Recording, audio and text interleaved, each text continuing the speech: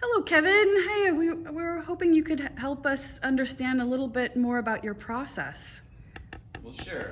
My name's Kevin Whalen, and I'm from South Lake Tahoe, California, and I do ceramic sculpture and bronze. My process is multifaceted, I guess. I hand build my sculptures, normally using BMX. So I build up from the bottom, and then I build the head separately, and then I'll place it on and put it together. My glazing process involves a lot of underglazes, as you can see. I hand paint the whole body and head with underglazes, picking my designs as I go along. Usually I don't have it pre-planned out, always. Like to use lots of colors, obviously. And then at the end of the process, what I like to do is I like to take the object into a spray booth, and then I'll spray it with a clear gloss to give me that super poppy shine and to bring out the real colors in these underglazes that normally look very flat and dull prior to getting a gloss on top of them. I make jewelry artifacts for most of my sculptures.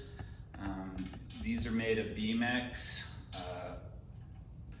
The other pieces are made of porcelain slip. Once again, these are all hand stained with underglazes and hand painted also. And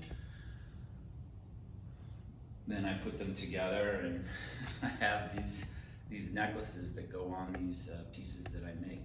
It's just kind of part of my style that I've developed over time.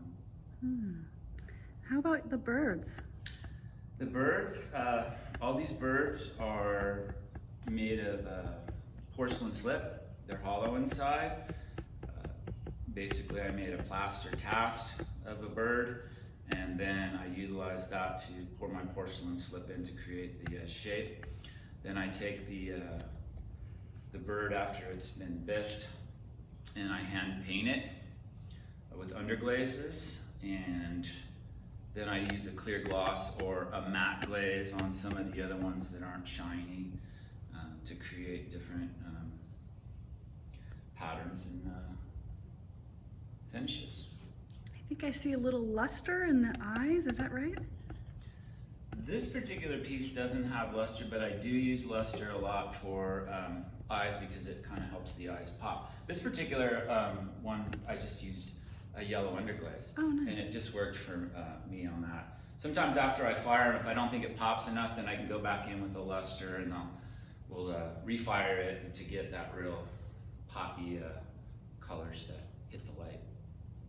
And what is the title? What are we calling this particular This group? is the Cyclopomp Master Trainer. It's the Master Raven Trainer. It basically trains all these ravens how to take people to the afterlife.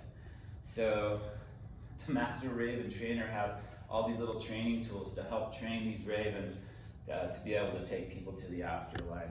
Has a couple of little artifacts too, you know, teeth and some little bit of weapons to help them learn how to use those things too. And I incorporate a lot of these things into my jewelry on my pieces that I make. And how does color play? How do you consider the colors? Well, I consider all colors. I use all colors, as you can see. I mix colors. I make my own colors. I make my own underglazes. This bird is a particular example of underglazes that I've layered and made on my own. I like to have colors that are playful, bright, poppy, fun.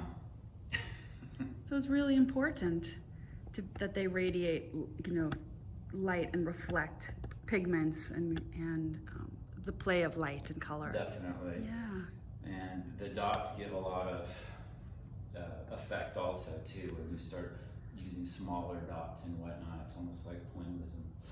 Yeah. Thank you.